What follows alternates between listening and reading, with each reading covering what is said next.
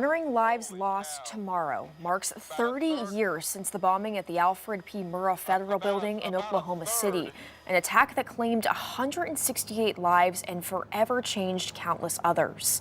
Tonight, 5 News reporter Morgan Wrigley joins us live from the Oklahoma City National Memorial and Museum. Morgan, so many lives were impacted by this event, and you're hearing from a local woman who lost her son in the attack. That's right, Lauren. So many families were changed forever from this tragedy that happened right here almost 30 years ago, including some from Arkansas. I spoke with one mother from Bentonville who lost her son in the attack, and today she's cherishing his memory and making sure that his legacy lives on forever. Our hearts share the same loss. Our hurt feels the same as yours.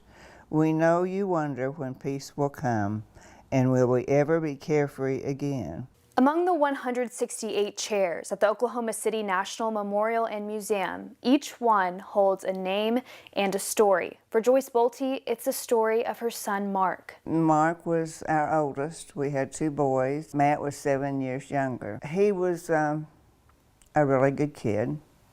Both of them were. We were very fortunate. Mark just had a big heart, and he liked to do things for people. Mark Bolte was 28 years old, an Eagle Scout, a federal highways employee. And when he was getting ready to go to Oklahoma City from Austin, his old boss told his new boss, he said, "You're just getting a great big teddy bear." He had just landed his dream job in Oklahoma City, and on April 16th, 1995, he was home for Easter.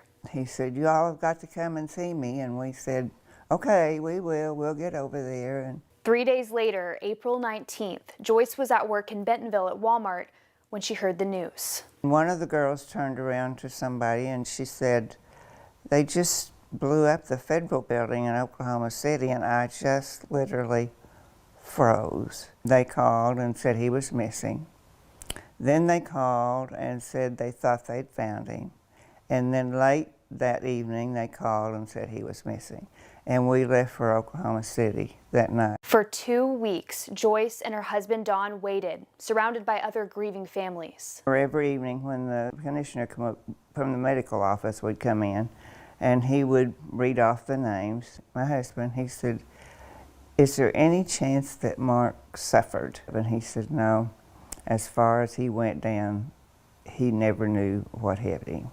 And that comforted Don a lot. While the Bolte family coped with their grief, they felt supported by those around them in Oklahoma City and their community at home in Bentonville. The townspeople did so much to honor Mark. The world cared.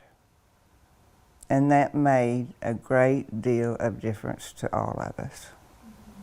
Everybody cared that our person was gone.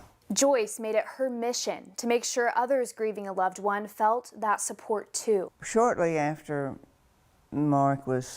after the bombing, there was a plane crash, and I can't remember now where it was, but I wrote a letter to every family that was on that plane. These are the things that I learned from grief.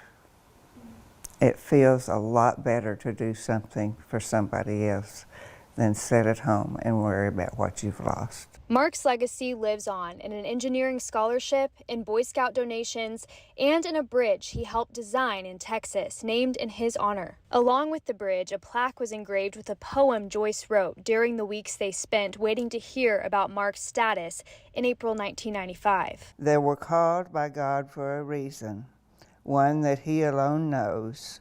He must have needed some good engineers to build new streets of gold.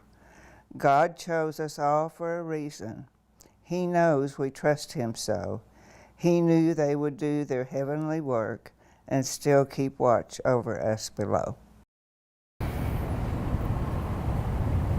Tomorrow, Mark and the other 167 people who lost their lives in that tragic event will be honored right here, and along with those who responded to help in the wake of that tragedy, will be here at that ceremony. And tomorrow morning at 6 and 6:30, we'll have a story of some heroes from our area, LaFleur County, Oklahoma, who rushed to help 30 years ago. But for now, we're live in Oklahoma City, covering news where you live. Morgan Wrigley, 5 News.